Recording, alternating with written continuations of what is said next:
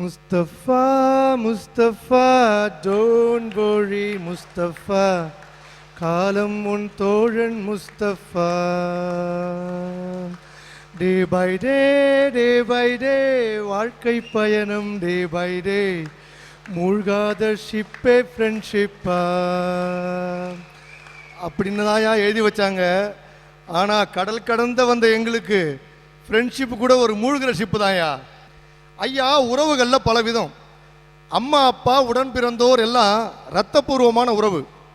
இடையில் வந்த மனைவி, பிரதரின்லா, ஃபாதரின்லா, மதரின்லா எல்லாம் சட்டப்பூர்வமான உறவு. ஆனால் உன்னதமான ஒரு உறவு இருக்கியா, அது நட்பு நண்பர்களும் தான்யா. அவனை பிரிஞ்சு வர்றதாயா உண்மையான வேதனை. வீட்டில் குப்பரை படுத்திருந்தா கூட தலையில் ஒரு கை தடவும் சார். நிமிந்து பார்த்தா, அப்பா என்ன பிரச்சனை உனக்கு அப்படின்னு சொல்லி ஆறுதலா அம்மாவோ பாட்டியோ கேட்பாங்க சார். ஆனா இங்க கொளுத்துகிற 50 டிகிரி வெயில்ல அம்மை நோய் வந்து படுத்தா கூட எங்களை கேட்கறதுக்கு யாரும் இருக்க மாட்டாங்க சார். 10 பேர் இருக்கிற ரூம்ல எங்களால் இருக்க முடியாது, நாங்க தனியா ஒரு ரூம்ல தான் சார் இருக்கணும். யாரையும் குறை சொல்ல முடியாது, ஏன்னா அவங்களுக்கு அந்த நோய் வந்துடக்கூடாது, அது தொற்று நோய். அவங்களும் நாளைக்கு வேலைக்கு போகணும், அதனால எங்களை தனியார் ரூம்ல வச்சிருப்பாங்க சார். இதே அம்மை நோய் நான் வீட்டில் இருக்கும்போது வந்திருந்தா எப்படியெல்லாம் என்னை கவனிச்சிருப்பாங்க சார். எங்க அப்பா எந்த மருத்துவத்தை போய் நல்ல மருந்து வாங்கலான்னு பார்ப்பாரு. எங்க அம்மா பத்திய சாப்பாடு தனியா எதெல்லாம் செய்யலான்னு யோசிப்பாங்க. இந்த ஃபேன் காத்து பட்டா கூட உடம்புக்கு ஆகாதான். என்ன செய்வாங்கன்னா, ஓலை விசிறி இருக்கு பாருங்க, அதை எடுத்து வச்சுட்டு விசிறுவாங்க. அம்மா அப்பா அண்ணன் தம்பி அக்கா தங்கை தாத்தா பாட்டின்னு ஒருத்தர் மார்த்தி ஒருத்தர் அங்க வீசுறாங்க பாருங்க. யாருமே அங்க நினைக்கல. எல்லாருமே என்ன நினைச்சாங்க, இவனுக்கு வந்த நோய் தான் போகணும்னு நினைச்சாங்களே தவிர அந்த நோய் தங்களுக்கு வரணும், தங்களுக்கு வந்துருமான்னு யாரும் பயப்படல. இதான் சார் அங்க உள்ள ஆறுதலான வாழ்க்கையும் இங்க உள்ள எங்களுடைய அவல வாழ்க்கையும். கைப்பிள்ளையாய் விட்டு வருகின்ற எங்கள் குழந்தைகளை திரும்பி செல்லும் போது பைப்பிள்ளைகளாகத்தான் நாங்கள் பார்க்கின்றோம். பள்ளிக்கூடத்திற்கு பைகளை தூக்கி செல்லுகின்ற அந்த பிள்ளைகளாகத்தான் நாங்கள் பார்க்கின்றோம். ஐயா, அந்த பிஞ்சு குழந்தைகள் வளர்கின்ற போது ஏற்படுகின்ற எந்த அசைவுகளையும் நாங்கள் பார்ப்பதில்லை. நாங்க திரும்ப ஊருக்கு போகும்போது அந்த பிள்ளைங்களுக்கு எங்க முகம் கூட மறந்து போயிருக்கும். எங்களை பார்த்தவுடன் அப்பா என்று சொல்லி ஓடி வந்து அணைத்துக் கொள்ள வேண்டிய எங்கள் குழந்தைகள் எங்களை பார்த்து பயந்து அம்மா பின்னாடி போய் ஒதுங்கி நிற்கும். 2 நாளைக்கு எங்களை பார்த்து மாமா மாமான்னு கூட கூப்பிடுற சோகமான சூழ்நிலை இருக்கு சார். ஒரு கவிஞர் அழகாக எழுதினான் சார், பிறந்த பிஞ்சு குழந்தையின் அந்த பிஞ்சு விரல்களை வருட முடியாவிட்டால் இந்த கைகள் எதற்கு அப்படின்னு கேட்டான் சார். என் கூட ஒருத்தர் வேலை பார்க்கிறார் சார். அவருடைய மனைவி நிறைமாத கர்ப்பிணி, 9 மாசம் முடிஞ்சிடுச்சு. பிரசவம் என்னைக்கு நாளைக்குன்னு சொல்லி சந்தோஷமா போன்ல பேசிட்டு இருக்காரு. நெட்ல ஆம்பளை பிள்ளை பிறந்தா என்ன பேர் வைக்கலாம், பொம்பளை பிள்ளை பிறந்தா என்ன பேர் வைக்கலாம்லாம் தேடிட்டு இருக்காரு. ஏன், குழந்தை பிறந்த உடனே எந்த ஹோட்டல்ல ட்ரீட்னு கூட முடிவாயிடுச்சு. மனைவி கூட பேசிட்டு வர்றாரு. மனைவி சொன்னாங்களா, குழந்தை வயிற்றுல உதைக்குது, இந்த சவுண்ட் உங்களுக்கு கேட்குதான்னு சொல்லி வயிற்றுல வச்சு காட்டி கொடுத்தாங்க. ரொம்ப சந்தோஷமா இருந்துட்டு இருந்தார். எப்போ பாய் டேட் அப்படின்னு கேட்டா, இன்னும் 2 நாள்ல இருக்கும் அப்படின்னு சொல்லிட்டு இருந்தார். ஒரு ஃபோன் கால் ஊர்ல இருந்து வந்துச்சு. அழுதுட்டு அப்படியே ஓரமா போய் ஒதுங்கி நின்றுடுறார். கருவில் இருந்த அந்த குழந்தை தொப்புள் கொடி சுற்றி மூச்சு திணறி வயிற்றிலேயே இறந்து விடுகின்றது. நண்பர் 2 நாள் கழிஞ்சுதான் ஊருக்கு போறாரு. அந்த குழந்தையை அடக்கி இருக்கும் அந்த மயானத்தை தான் அவரால் பார்க்க முடிந்தது சார். முடிஞ்சிட்டு இங்க வந்தார். வந்த பிறகு எங்கிட்ட ஒரு வார்த்தை சொன்னார் சார். அந்த மயானத்தை பார்க்கும்போது, பாய் ஒரு நிமிஷம் தோண்டி பார்த்துடலாம் போல இருந்தேன்னு. அந்த வேதனை சார்.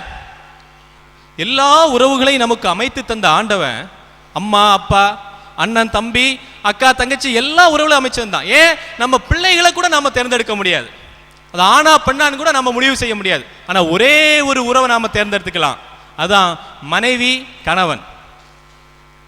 அந்த மனைவியை கைப்பிடித்து திருமணம் செய்யும்போது என்ன சார் சொல்றோம்?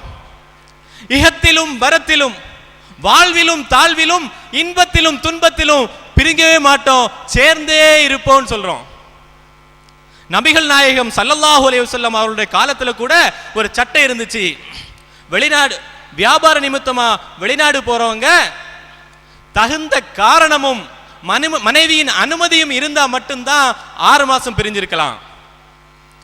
மனைவி 6 மாசம் முடிஞ்சு வான் கூட்டா வந்துடணும். இஸ்லாமிய ஆட்சியின் 2வது கலீஃபா உமர் ஹத்தாப் ரலியல்லாஹு அன்ஹு அவருடைய ஆட்சியிலும் ஒரு சட்டம் இருந்தது. போர்க்களத்தில் எல்லையை பாதுகாத்துக் கொண்டிருக்கின்ற வீரர்கள் கூட 6 மாசத்துக்கு ஒரு முறை ஊருக்கு வந்துடணும், மனைவியை பிரிஞ்சிருக்க கூடாது. ஆனா எங்களுடைய நிலைமை எப்படி சார் இருக்கு? தலைப்பு கூட பிரிவும் தான் வச்சிருக்கோம். ஆனா நாங்க பிரிவுனா என்ன சார்? 2 வருஷம் இங்க வந்து வேலை பார்த்துட்டு நாங்க ஊரோட போய் செட்டில் ஆயிட்டோம்னா அது பிரிவு. நாங்க அப்படி இல்லை சார். நாங்க வருஷத்துக்கு ஒரு முறை அல்லது 2 வருஷத்துக்கு ஒரு முறை எங்கள் வீடுகளுக்கு விருந்தாளிகளாகத்தான் செல்கிறோம், திரும்ப இங்க வந்துருவோம். நாங்க பிரிஞ்சு இருக்கல சார், பிரிஞ்சே இருக்கிறோம் சார். எங்களுடைய வாழ்க்கை எப்படி இருக்குன்னு கேட்குறீங்களா? காலையில் எந்திரிச்ச உடனே ஒரு மிஸ் கால், அதுக்கப்புறம் சாப்பிடும்போது ஒரு SMS, hi how are you.